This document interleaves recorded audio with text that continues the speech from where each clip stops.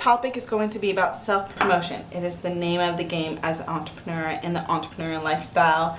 We have today Kyle Arizabal. Thank you so much for joining us. No problem. He is the owner of Prolific Sound Solutions. He's an audio engineer, and recently he is an instructor at SAE Expression College, which I find really cool because he used to be a student there. So now he's like, listen to me.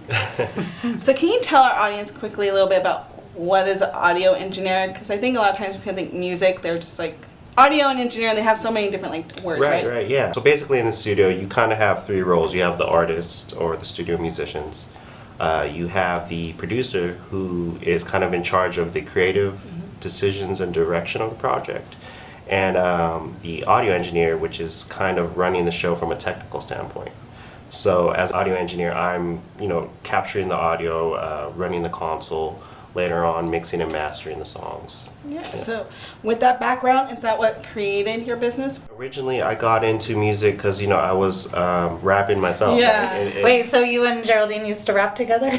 Well, it's a funny story. That's how I actually met Geraldine. I think our audience just realized, wait, Geraldine? I know, that's an opportunity I couldn't pass up. Realism. Yeah. Okay. No, but, You can find me on SoundCloud. quick story, I used to go to Rasputin and Amoebas a lot and, just take a chance on any type of CD that caught my attention, even if it was from artists that I probably didn't know about.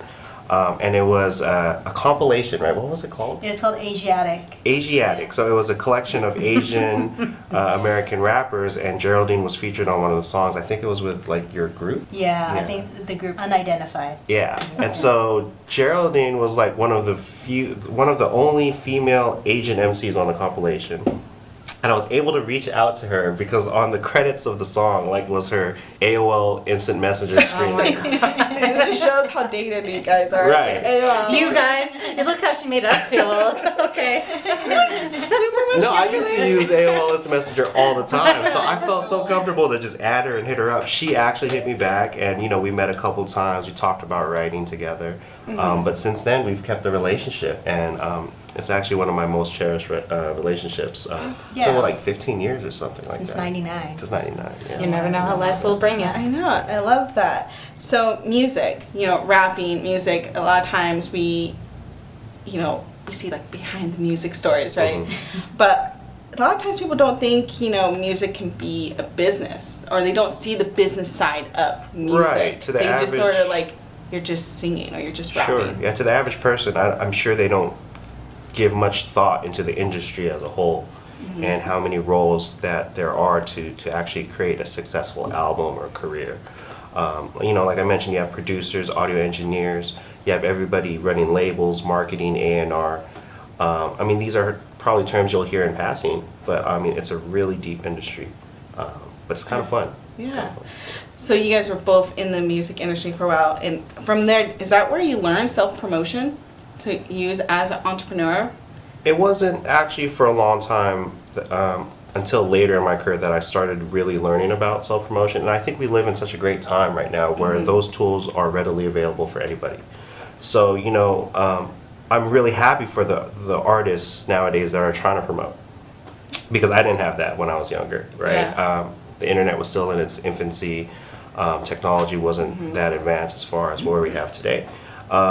Self-promotion got into my mind when I started really pushing Prolific Sound Solutions and Guapo Gang, which was a clothing line at the time. So a lot of the things that I learned with the clothing line promotion and paid advertising, marketing tricks, that kind of spilled over to what I'm doing now with the studio business. It's actually funny. Both Geraldine and I have marketing roots in the music industry. It's part of the way that we I came learned up. something new. Yeah. Everybody today. Yeah, and not working together, but No. kind of in the same era or same time. Yeah, what were you doing? I was a marketing director for a firm here in Oakland, actually on Grand Avenue, very close to our studios here. And I helped to create the marketing campaign specifically for artists here in the Bay Area when they release something. So for example, the D'Angelo Voodoo album.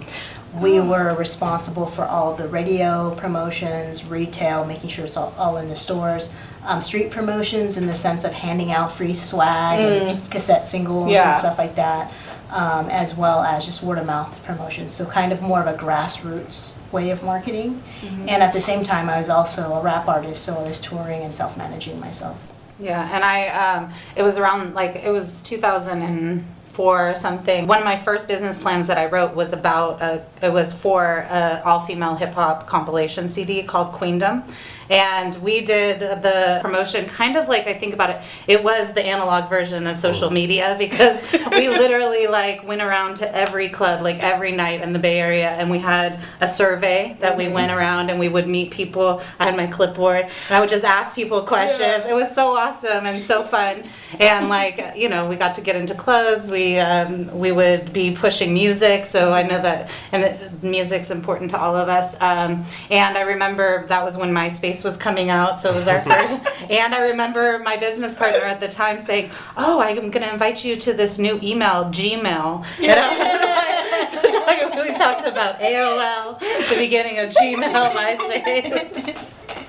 Oh my god. So yeah, we've been around for a while, guys. It's been Remember around. that? Been around. Grown So- and sexy. Yeah. So we all have our own businesses. So coming from the music route and doing that self-promotion, being like on the street with the flyer, in the word of mouth, what's like the first trick that you guys learned doing the self-promotion? Maybe from your music roots or even just like starting your business? I don't know about the first, but I'll tell you right now, what I'm finding more and more is really important is, like you mentioned, the analog side of it. Like, as much as we're building this online persona that's supplementing what's going on in our real lives, I still need to stress how important face-to-face interaction is. Yes. The connections that you're making in person, there are so many more times valuable than what you may find online. So, and a lot of my recent success is just me going out there to shows, to the High Road headquarters in Oakland, just trying to meet different artists, and just I'm doing this with you guys today, right? Yeah. I mean, there's all these different offshoots that later on you're going to find you can use later. And I don't think you'd be able to find it all. That's how we met, really. We went to the same college, but we didn't, we both got our MBA at Mills, but we met while you were still in school, right? And I had been graduated a few years, and we met at a networking event. So that's the reason why this is even here, why we're even here. So I think I love that, because I love what you said, that the social media persona has to supplement what's going on. Instead of being, sometimes people make their social media persona like this illusion almost. Right. I mean, and it's an ongoing issue, and I think as a society we'll correct ourselves as time goes on, because it's still fairly new, right? And it's just something to keep in mind and not fall into those type of trappings, I think. Switching gears a little bit, because they both mentioned that you were really, really good at Thumbtack. And and we are all entrepreneurs here, so Thumbtack is for freelancers to find, jobs. Right. But it's one of those things that I feel like, it's another form of self-promotion, because you have to promote yourself again on Thumbtack instead of your social media channels, instead of your website. So how have you been successful on Thumbtack? Yeah, so Thumbtack, for those who don't know, it's a platform of sorts, and there are many similar platforms like Fiverr, Upwork, Freelancer.com. So Thumbtack is just, one of those platforms that freelancers and the self-employed could find potential clients. And it's funny, because every time I talk to somebody, a colleague who's tried Thumbtack, they haven't had much success. Yeah, I haven't had any success. Yeah, and I think the key ingredient with Thumbtack that makes it different from all the rest is that you'll have a potential client, and unlike the other platforms where anybody could reach out to this person and you're kind of all bidding against each other, there's kind of a soft cap. Like, I think it used to be 5 and now it's maybe 10 or 12.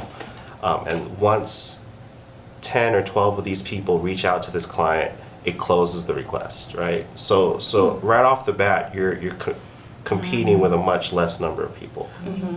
But one thing that filters off the those that aren't too serious, you have to pay to send that quote. So you're taking a chance every time. Is it the same price to bid every time? They're slowly increasing their prices as years go on. Like, it used to be like $2. Right now I'm paying like $9 sometimes. Yeah, because someone just reached out to us, asked us if we want to bid. They said it was $28. So I'm wondering if it's like the size of the contract. I'm sure it's different for each industry and the services provided. But I have the profile and the aesthetics of my Thumbtack on point to the point where it's kind of paying for itself, right? So And they have these new rules too, and I don't want to get caught into the minutia, but basically if the potential customer doesn't contact you, then you don't pay. Oh, okay. Right, so that's kind of cool too, right? So you're only going to get approached by serious customers that are actually interested in working with you.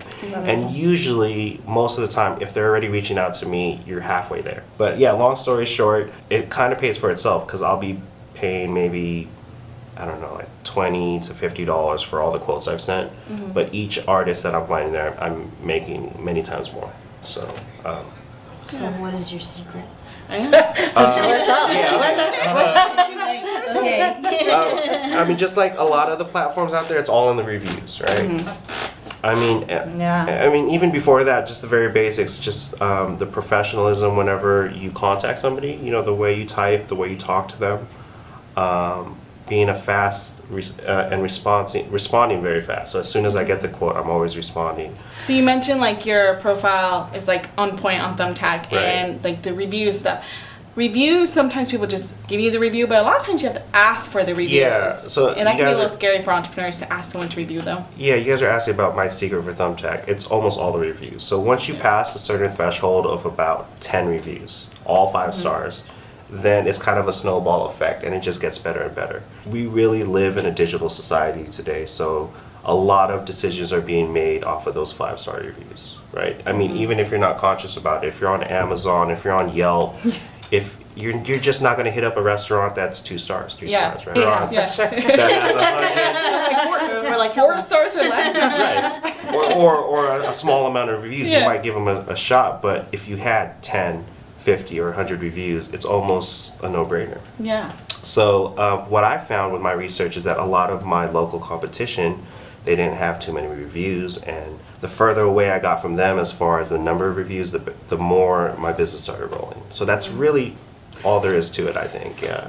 So going back to you're asking for the reviews or people are giving you the reviews, but a lot of self-promotion, going back to our topic, self-promotion can be a little scary because people might be scared that it might come off like vain or Sure. conceited Yeah. because you're putting yourself out there over and over Right. again. And I don't know about like the cultures you guys were brought up in, but like growing up in Latin culture, you just sort of don't talk about yourself, you know?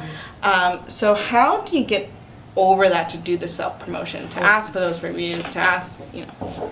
Well, I feel like that's a 2-part question. So Yeah. as far as asking for the reviews, if in your heart you know you did a great job and you're developing this relationship with the client, it shouldn't be that hard, right? You should develop like a genuine relationship with this client, and they know you're doing all you can to do good, right? Yeah. So if they're happy with the end product and you guys have built rapport, it should be like, hey, you know, by the way, can you take 5 seconds to submit this review? It's going to help me for all the clients moving forward to just, and they're going to root for you. They're going to be like, sure, why not? So, I mean, as long as you're doing your job, I think it's super easy to ask for a review. Yeah. Yeah, you It's- can't be a flake and then ask for a review. Right. Well, some people have, but yeah. Yeah. And I think really keeping in mind what your end goal is too. That's where being clear on like your overall business strategy and business goals, and like if you want to be able to grow to 1 million customers or $1 million a year, let's say, then you need to like there are certain things that you need. So having more of like a mechanical mindset in that aspect rather than getting caught up in your emotions. I think as women, we grapple with that a little bit more than men do because we're not necessarily self-promoters. And I actually just had this conversation with a woman the other day, and she was asking me, we were talking about Yelp reviews, and I said, well, just ask some of your friends. She's like, but then don't you think that'll be a little pushy or something?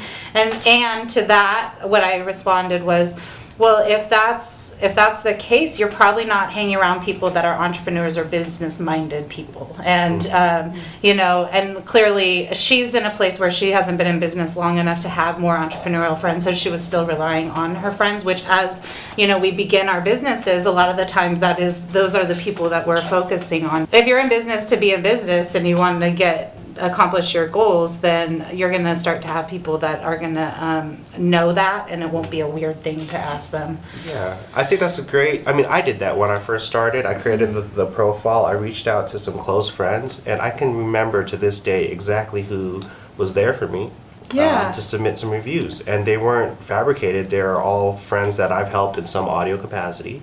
And they were more than happy to write that down. So yeah, I think reviews are really important. It kind of keeps you on your toes too, right? Because if you're thinking about the reviews throughout the whole project, you're just going to give a good job. And there has been a couple of clients where I didn't want to ask for a review because maybe I did make a mistake or I didn't provide a 5-star service. Well, that definitely was a learning experience that I took forward, to the next session. So I think if you got all your ducks in a row, reviews shouldn't be that much of an issue. Well, a lot of people are afraid of Yelp for that reason. They don't want to, they're like, what if there's a negative review up there? And I say, it's something that we should not be afraid of. It's one of the main things that we have. And like you said, if you're giving the good service and you're out there, typically the bad reviews come from like restaurants. I think a lot of times people are a little bit harsh. And you can tell now that we've, as a society, gotten more savvy about reviewing and reading reviews, we kind of we still read the reviews and make your own If I could jump in, like you can't avoid a negative review. If you're going to be in business for 10 years, plus years, right, there's going to be a bad customer. You're going to get a 1-star review. You're going to get the curses and all that. But it's all of your past work that's going to help diminish the impact of that small negative review. So I just embrace it all. Yeah. And going back to those reviews are online. We have our online persona. So all our businesses, and we all use social media. Right. So we talked a little bit about word of mouth and our roots. I worked at a radio station, so I remember being promoting artists. Getting paid for it, but getting paid very, very little. You have a music background too. Social media. How have you guys used social media as your self-promotion? Right. And you were asking about how do you do it in a way that you don't come off as conceited or vain, or did that? Those show, 2 not words? tell. Yeah, I think that's the big thing. Show, not tell. That's definitely one Show of the it. pictures of it being great. Show portfolio pieces. That, and also build a brand for yourself. I think it's a lot less intimidating to be on social media posting a lot if you have a variety of things that you're posting about versus, oh, hey, I'm running this business and I'm having a sale, or if you know anyone who needs my services, then holler at me, to show a little bit of your persona and who you are and the things that you and your brand really care about. It makes it a lot more relatable for people, so that way it's more digestible, because you don't want to see 10 posts a day of the same thing over and over. Right. There's certainly a finesse about it, right? You can't just kind of word vomit and promote they're just going to tune you out. And another thing that really helped me is back to the branding, is separating your personal life from the self-promotion aspect. So I'm sure you guys do too, right? I'll have my own personal accounts. Yeah. And every now and then, I've gotten a lot better about this. Every now and then I might retweet or repost something on my business pages into my personal life, especially if it's something really thought-provoking or something that I'm really proud about. But most of the time, I'm trying to separate it now to where if I have an advertisement for my clothing line, or if I have a special going on with my studio, that belongs on the social media platforms for the business. So my business Instagram page, my business Twitter, and then my personal life, I kind of stay in touch with my friends and family. Post stupid things that we all post from time to time, right? And I try to not have them cross promote. Yeah. And I think that helps from coming off a little bit more humble, because when I first started my clothing line, that's when I left my employer and I was trying to tell everybody okay guys, I'm going to be an entrepreneur now, right? Yeah. And I'm almost trying to prove to everybody around me. I'm an entrepreneur. Look at me. This is proof. Here it goes, right? But like Lauren said, I think your actions and your growth as a business owner will speak volumes, and you won't have to do that. Any tips or tricks with social media personas? On the Meet Geraldine website, we actually have a really great tool that can be used for social media. It's called a brand exploration worksheet. And what that is, it lays out a bunch of different questions about your core values, what your future goals are, and also you get to build your own brand persona. Like if your brand walked in the room, who would it be as a person? You get to lay out what the style, the music, the interests would be. And from that, that's a great tool for social media to be able to know what types of things are in the realm of your brand that you can begin to post. So I highly recommend anyone who's interested in working more on that to go to meetgeraldine.com and download that. I'm gonna download it. Well, I need to go do that. also, I think getting really clear on your target audience. So post things that are relevant to your target audience. We have brand workshops, and in the workshops, we always ask, like, name your favorite brand and why. And someone said the other day, Denny's, and I thought that was really interesting. But her reason was because she was a millennial, and she said right now Denny's is really focusing on that late night crowd and like the millennial, and she was really liked it. And I thought, that's I learned something about brand from her. I know. But that's why the social media, that's who they're targeting. So Yeah, and you also learned that Denny's sort of did a rebranding. Yeah. So you're like, what is this going on? And I think also going back to target audience, when you're looking at your target audience, every social media page is going to have those insights. So not just like determining in the beginning who your target audience is, but always like checking in with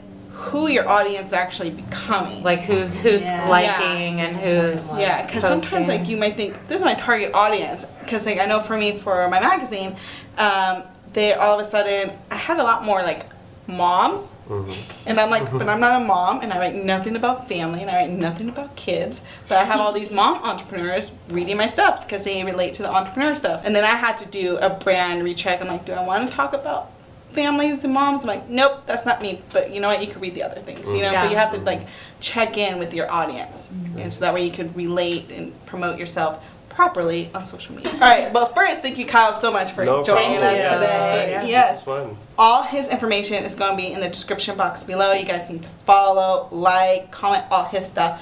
All our social media links is going to be in the description box below. So remember, you guys have to do 3 things for us. There's that little red box that says subscribe. You can hit it. Then you're gonna hit that little bell so you get the notification for our videos. And then you're gonna like this video. And if you want to be extra special, you guys are going to share this video on your social media channels. So thank you guys so much for watching our latest video, and come back next week. Bye. Bye.